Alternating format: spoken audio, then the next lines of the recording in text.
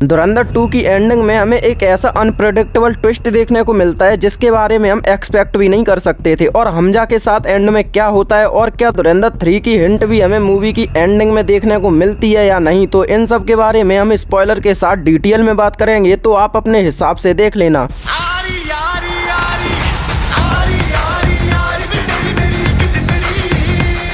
तो एंडिंग में हमें दिखाया जाता है कि चौधरी असलम और लियारी टास्क फोर्स के एक ऑफिसर उमार को हमजा पर शक हो जाता है एंड वो आपस में बातें करते हैं जिनको एलिना सुन लेती है और वो हमजा का सारा पुराना सामान देखने लगती है। वहीं पर एलिना के हाथ लगती है हमजा की डेथ बुक, जहां पर हमजा अपने सारे टारगेट्स के नाम लिखता था जिन्हें वो फ्यूचर में मारेगा या मार चुका है, और ये सब एलिना उस बुक में देख लेती है। जिसके बाद वो हमजा पर गन पॉइंट आउट करके उससे पूछती है क्या वो एक इंडियन स्पाई है, जहाँ पर हमजा एलिना को सब कुछ सच सच बता देता है और उसे कन्विंस करता है कि हमारी दुश्मनी पाकिस्तान से नहीं है, हमारी दुश्मनी उन जिहादियों से है जो टेरर अटैक्स करवाते हैं, जिन अटैक्स में हजारों मासूम लोग मारे जाते हैं, और मैं उन सब जिहादियों के लिए ही यहाँ पर आया हूँ। जिसके बाद एलिना कन्विंस हो जाती है और हमजा से कहती है तुम्हें जो कुछ भी करना है वो जल्दी कर लो क्योंकि चौधरी असलम को तुम पर शक हो गया है। उसके बाद हमजा दुबई में जाके अजय सान्याल से मिलता है, जहाँ पर अजय सान्याल उसे फ्री हैंड देते हैं कि अब तुम पाकिस्तान में जाकर कुछ भी कर सकते हो। उसके बाद हमजा वापस पाकिस्तान आता है एंड सरानी साहब के साथ मिलकर मेजर इकबाल और उसके साथ के सभी लोगों को मारने की प्लानिंग बनाता है। और मेजर इकबाल को भी पता चल जाता है कि हमजा एक इंडियन स्पाई है, और जब हमजा मेजर इकबाल के पास जाता है तो वहां पर मेजर इकबाल हमजा की पहले से ही फील्डिंग सेट करके बैठा होता है, लेकिन सरानी की मदद से वो मेजर इकबाल को मार देता है एंड अपने आप को पाकिस्तानी टास्क फोर्स के हवाले कर देता है। लेकिन सरेंडर होने से पहले हमजा एलिना को कॉल लगाता है एंड उसे अपना असली नाम बताता है, जसकीरत सिंह रांगी। उसके बाद उमार जसकीरत को ISI के हेडक्वार्टर पकड़ के ले जाता है एंड उसे वहां पर वो लोग बहुत ही बुरी तरीके से टॉर्चर करते हैं एंड उसका पूरा शरीर खून से लाल हो जाता है, लेकिन हमजा कुछ भी बताने को तैयार नहीं है उन लोगों को। उसके बाद अजय सान्याल ISI के चीफ को कॉल करते हैं और जसकीरत को छोड़ने के लिए कहते हैं, जिसके जवाब में ISI का चीफ बोलता है कि हम इस बंदे के इतने टुकड़े करेंगे कि तुम गिन नहीं पाओगे, लेकिन उससे भी ज्यादा हम हिंदुस्तान के करेंगे। जिसके बाद अजय सान्याल अपना ट्रैप कार्ड खेलते हैं और कहते हैं अगर ये बात बाहर आ गई कि ISI का चीफ अपने पाकिस्तानी न्यूक्लियर प्रोग्राम की इंफॉर्मेशन अपने दुश्मन देश इजराइल को बेच रहा है तो उसकी नस्ल भी खत्म हो जाएंगी। और अजय सान्याल उसे एक वीडियो भेजते हैं जहां पर बैकग्राउंड में राष्ट्रपति का गाना बज रहा होता है। उस वीडियो को देखकर ISI का चीफ काफी डर जाता है और अजय सान्याल से कहता है हम इसे नहीं छोड़ सकते क्योंकि खबर पूरे में फैल चुकी है कि हमने एक इंडियन स्पाई पकड़ा है। वहीं पर जसकीरत उजैर का नाम लेता है एंड अजय सान्याल ISI के चीफ को कहते हैं कि जसकीरत को 1 घंटे में मार्गल हिल पर छोड़ देना, वहां पर हम अपना प्लान भेज रहे हैं। और वो लोग ऐसा ही करते हैं, वो लोग जसकीरत को मार्गल हिल पर छोड़ देते हैं, जहां पर हमें जसकीरत की अधनंगी और खून से लथपथ हालत दिखाई जाती है, जहां पर जसकीरत से ठीक से चला भी नहीं जा रहा। तभी उसके पीछे से एक कार उसके पास आके रुकती है एंड कार का गेट खुलता है, जसकीरत उसमें बैठ जाता है। तभी कार के अंदर सीन शिफ्ट होता है और कार की लाइट जलती है और वहां पर हमें देखने को मिलता है मूवी का अनएक्सपेक्टेड पीक ट्विस्ट, जिसको मैं क्या आप भी कभी एक्सपेक्ट भी नहीं कर सकते कि ये कैरेक्टर ऐसा बंदा भी हो सकता है, क्योंकि कार के अंदर और कोई नहीं बल्कि अपने जमील मामू होते हैं, जो कि बच्चा बच्चा करके दोनों पार्ट में हर किसी को अपना बच्चा ही बना रहे थे। हमजा उनको देखकर स्माइल करता है और अजय सान्याल की बात याद करता है कि पाकिस्तान आने से पहले उन्होंने कहा था कि एक ऐसा व्यक्ति हमेशा तुम्हारे पास रहेगा जो हमेशा तुमको ऑब्जर्व करेगा और तुम्हारे आसपास ही बना रहेगा। और जमील साहब पूरे 45 सालों से पाकिस्तान में अंडर कवर हैं, जिनको पाकिस्तानी पॉलिटिक्स को ब्रेक करने के लिए भेजा गया है। और इस जमील को हम धुरंधर पार्ट 1 से ही एक कॉमेडी कैरेक्टर के नजरिए से देख रहे हैं, लेकिन इस बंदे ने मूवी के एंड में जो अपना ऑरा फार्म किया है वो पीक ट्विस्ट में अनदर लेवल है। उसके बाद जमील जसकीरत से कहता है कि वो एलिना को भूल जाए तो दोनों के लिए ही बहुत सही डिसीजन होगा। उसके बाद जसकीरत को प्लेन में बैठा कर वापस इंडिया लाया जाता है, जहां पर जसकीरत सबसे पहले अजय सान्याल से मिलता है और अजय सान्याल और जसकीरत के बीच में कुछ कन्वर्सेशन होती है जिसके बारे में हमको कुछ भी बताया नहीं जाता। एंड अगले दिन जसकीरत अपने कमरे में नहीं मिलता, जिस पर अजय सान्याल को पता चलता है कि जसकीरत अपने गाँव के लिए निकल गया है, जहाँ पर अजय सान्याल भी जसकीरत को नहीं रोकते। उसके बाद सीन शिफ्ट होता है, हमें जसकीरत दिल्ली से पठानकोट जाने वाली ट्रेन में जाते हुए दिखता है एंड जसकीरत पठानकोट से अपने गांव के लिए अपने घर के लिए निकल जाता है और वो घर जाते वक्त उस पुरानी हवेली को भी देखता है जिसने उसकी पूरी जिंदगी बदल के रख दी थी। उसके बाद जसकीरत रिक्शा से उतर के अपने घर की ओर बढ़ता है और उस सीन को इतने बढ़िया तरीके से हमारे सामने प्रेजेंट किया है कि एक पल के लिए आप जसकीरत का दर्द खुद महसूस कर पाएंगे। और वो अपने घर की ओर बढ़ता है और अपनी माँ को देखता है, अपनी बहन को देखता है और उन लोगों को को देखकर उसे फील होता है कि ये लोग अपनी पास्ट लाइफ को भुलाकर अपनी प्रेजेंट लाइफ में बिजी हो चुके हैं। लेकिन उसके मन में एक सवाल ये भी रहता है कि मेरी माँ अब मुड़कर मुझे देखेगी और मेरे पास आ जाएगी, लेकिन उसकी माँ उसे नहीं देख पाती और दरवाजा बंद कर देती है। उसके बाद हमजा पीछे की ओर मुड़कर देखता है और सोचता है एक तरफ उसका परिवार है और दूसरी तरफ उसका देश। और मैं आदित्य धर से इतना इम्प्रेस हूँ कि इस फ्रेम को इतना परफेक्टली डायरेक्ट किया है कि इस सीन में एक भी डायलॉग नहीं है, लेकिन हम समझ जाते हैं कि जसकीरत के मन में चल क्या रहा है। और जसकीरत के कुछ और सोचने से पहले स्क्रीन ब्लैक हो जाती है और हमें देखने को मिलता है बलिदान ही सबसे बड़ा धर्म है। और जसकीरत के कैरेक्टर के बारे में एक चीज और मैंने नोटिस की कि जसकीरत का कैरेक्टर शुरुआत से ही अपने आप को सैक्रिफाइस करता हुआ चला आ रहा है। सबसे पहले उसने अपनी फैमिली को छोड़ा, उसके बाद अपनी बीवी और बच्चे को सैक्रिफाइस किया और एक बार फिर से अपनी फैमिली को छोड़ने के लिए तैयार है। उसके बाद मूवी में हमें मिड क्रेडिट सीन देखने को मिलता है जिसमें जसकीरत की स्पाई बनने की ट्रेनिंग चल रही होती है। जसकीरत अलग अलग लैंग्वेजेस सीख रहा होता है, पॉइजन्स के बारे में सीख रहा होता है और अपनी किलिंग स्किल्स को और भी ज्यादा इंक्रीज कर रहा होता है। और हमें अब तक के सबसे बड़े सवाल का भी जवाब मिलता है कि लुल्ली और एलिना को कैसे पता नहीं चला कि जसकीरत एक स्पाई है, एक इंडियन है। तो यहाँ पर जसकीरत का खतना होते हुए भी हमें दिखाया जाता है। और अगर आदित्य धुरंधर 3 भी बनाना चाहें तो बना सकते हैं, क्योंकि मूवी में एक पोस्ट क्रेडिट सीन हमें देखने को मिलता है जिसमें उमर ISI के चीफ को कहता है कि मैं आपकी हरकत को नेशनल असेंबली तक लेके जाऊंगा। इस बात को सुनकर ISI के चीफ उमर को अरेस्ट करके जेल में डाल देते हैं और जसकीरत भी इंडिया आने से पहले अपनी डेथ बुक रिजवान के हाथों में सौंप देता है। और रिजवान अभी भी एक अंडर कवर है, उसके बारे में किसी को कुछ भी पता नहीं है कि वो एक स्पाई है। और इन सब को देखकर अगर आदित्य धर चाहें तो रिजवान के कैरेक्टर को लेकर एक सेपरेट मूवी बना सकते हैं या फिर किसी और स्पाई को भी इंट्रोड्यूस कर सकते हैं आने वाले ऑपरेशंस के लिए। बाकी मैं तो आदित्य धर से बस यही कहना चाहूंगा कि ये सिलसिला बस यहीं पर छोड़ो, क्योंकि अगर आप धुरंधर और धुरंधर 2 जैसा मांस मसाला ऑडियंस को नहीं दे पाए तो इसमें आपका ही घाटा है। बाकी मैं तो दिल से यही कहूंगा कि आप अपनी अगली मूवी द इमोर्टल अश्वत्थामा बनाने पर ध्यान दीजिए। हमें वो भी देखने में मजा आएगा कि आप इस हिस्टोरिकल मूवी, कल्चरल मूवी को किस तरीके से हमारे सामने प्रेजेंट करेंगे। और मेरा एक सवाल आदित्य धर से ये भी है कि क्या आप भी एक BJP सपोर्टर हैं, क्योंकि मूवी देखने के बाद कई लोग आपको भी अंधभक्त बोल रहे हैं। बाकी मैं आप लोगों से पूछ रहा हूँ कि आपको मूवी कैसी लगी और आप अपने विचार हमें कमेंट में बताकर जरूर जाना। बाकी मैं आपसे मिलता हूँ किसी और वीडियो में and thanks for watching and do subscribe.